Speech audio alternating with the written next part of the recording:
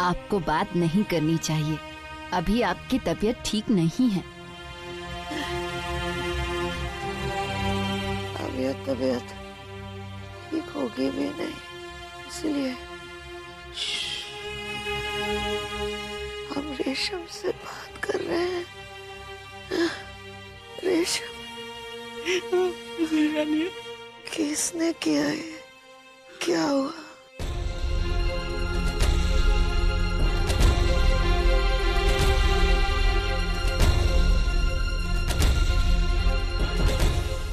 इतना सब कुछ हो गया, लेकिन फिर भी जलाल ने उस राजवंशी बेगम को कुछ नहीं कहा, है ना? हमने कहा था जलाल से राजवंशी बेगम को बांदी बनाकर रखना, बेगम बनाने की जरूरत नहीं माने जलाल।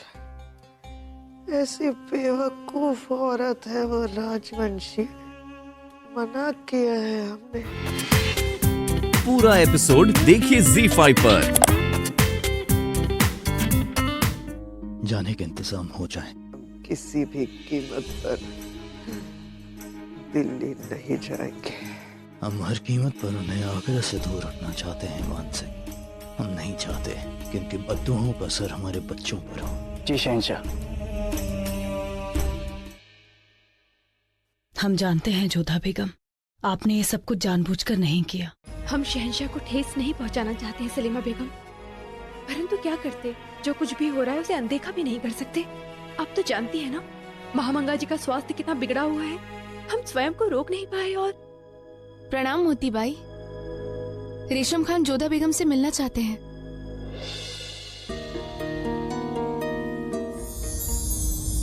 रेशम खान, ये उचित समय नहीं है। तुम अच्छे से जानते हो कि इन दिनों क्या हुआ है। मैं क्या करती मोती बाई, और कोई रास्ता नहीं था। तुम जाओ यहाँ से। मोती बाई, अरे बेगम साहिबा कुछ तो आखिर मुआफ हो बेगम साहिबा, कि बिना इजाजत यहाँ आना पड़ा। मुझे अपनी जान की फिक्र नहीं है, फिक्र है तो महामंगा की। वो आगरा छोड़ के जाना नहीं चाहती, चंद दिनों की जिंदगी बची है, वो यही मरना चाहती है, तो फिर क्यों भेजा जा रहा है उन्हें? देखिए रेशम खान, हम इस विषय में कुछ नहीं कर सकते।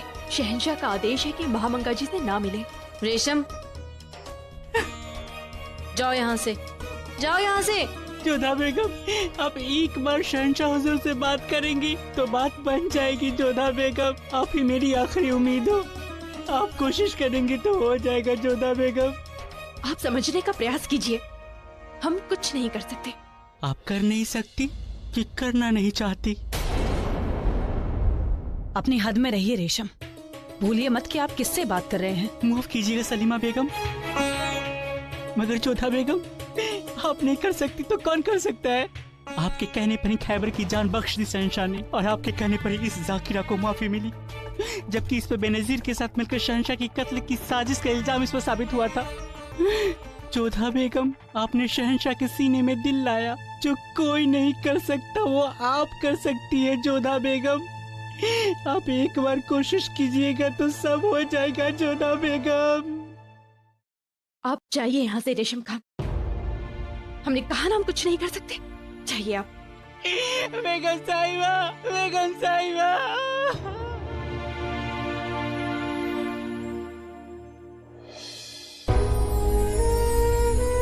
अब शहंशाह से बात करने का कोई मार्ग भी नहीं बचा है हमारे पास।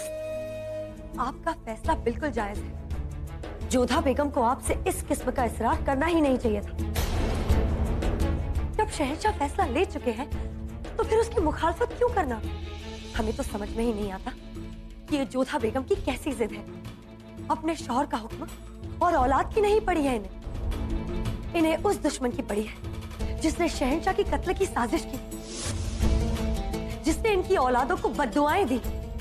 जोधा बेगम, आप शायद भूल रही हैं, लेकिन आपके कोख में पल रहे एक बच्चे पर हमारा भी हक है, और हम उसकी सेहत के साथ किसी भी किस्म का खिलवाड़ करने की इजाजत नहीं दे सकते। आप कोई भी माता कभी अपने बच्चों के साथ खिलवाड़ नहीं कर सकती रुकैया बेगम। तो फिर आप ये क्या कर रही हैं जोधा बेगम? आप महामंगा की बद्दुआ कैसे भूल सकती हैं? हम महामंगा जी के श्राप को नहीं मानते, इन संतानों को जन्म हम देने वाले हैं और महामंगा जी के शाप से अधिक विश्वास हमें हमारे प्रेम, ममता और आस्था पर है। हम इन संतानों को जन्म भी देंगे और वो शहंशाह की गोद में खेलेंगी भी। लेकिन हम नहीं भूल सकते जोधा बेगम कि महामंगा ने आपके साथ क्या क्या साजिशें की हैं। हाँ, नहीं भूल सकते, परंतु वो कैसे भूल सकते हैं जो उपकार उन्होंने किए। ये कैसे भूल सकते हैं कि उन्होंने कई बार शहंशाह के प्राणों की रक्षा की है। ये कैसे भूल सकते हैं कि कई वर्षों से वो मुगल सल्तनत की सेवा कर रही है।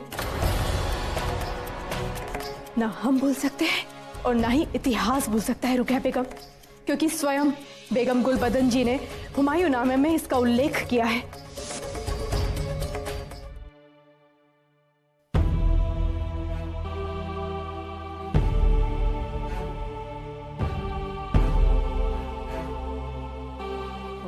मक्का ने आपको यहाँ नहीं आना चाहिए था। अब इतनी ताकत भी नहीं रही कि उठकर सलाम कर सके आपको। माफ कीजिए हमें। हम यहाँ नहीं आते अगर जोधा बेगम ने हमें याद नहीं दिलाया होता कि आपने जलाल के लिए, इस सल्तनत के लिए क्या क्या कुर्बानियां दी हैं। जलाल ने हमसे पहले आपको अम्मी जान कहा। कोई भी मुश्किल, कोई परेशानी, कुछ भी हो, वो हमारे पास नहीं, सबसे पहले आपके पास आता था। आपकी गोद में सर रखकर सोया करता था।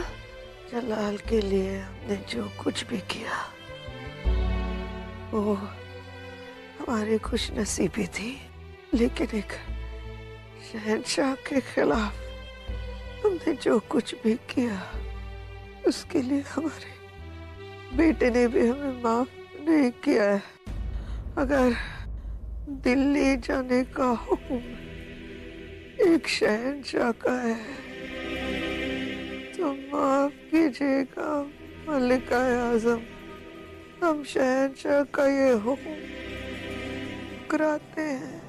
हम दिल्ली नहीं जाएंगे और अगर आप भी हमसे दिल्ली जाने की इल्तिजा करने आई हैं तो हमें माफ कीजिएगा, हम दिल्ली नहीं जाएंगे।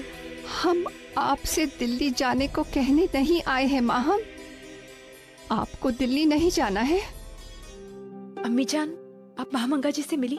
कैसी है वो? क्या हुआ वहाँ? पहले आप हमें ये बताइए जोधा कि आपने हमें क्यों नहीं बताया कि जावेदा माँ बनने वाली है। आपने ये बात महामंगा को बताई, हमें नहीं।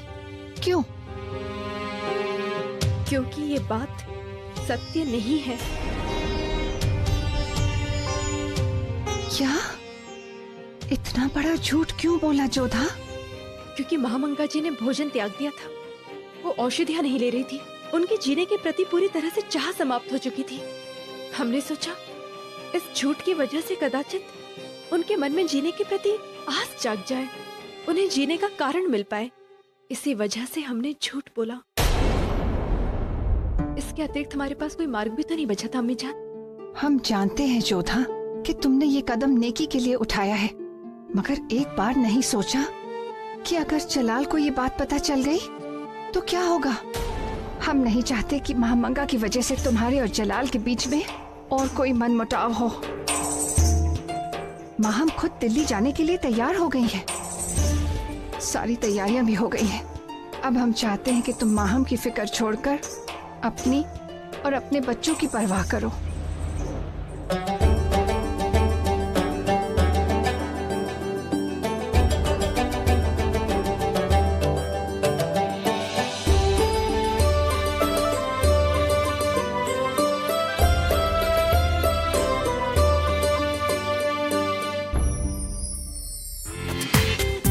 पूरा एपिसोड देखिए ZEE5 पर।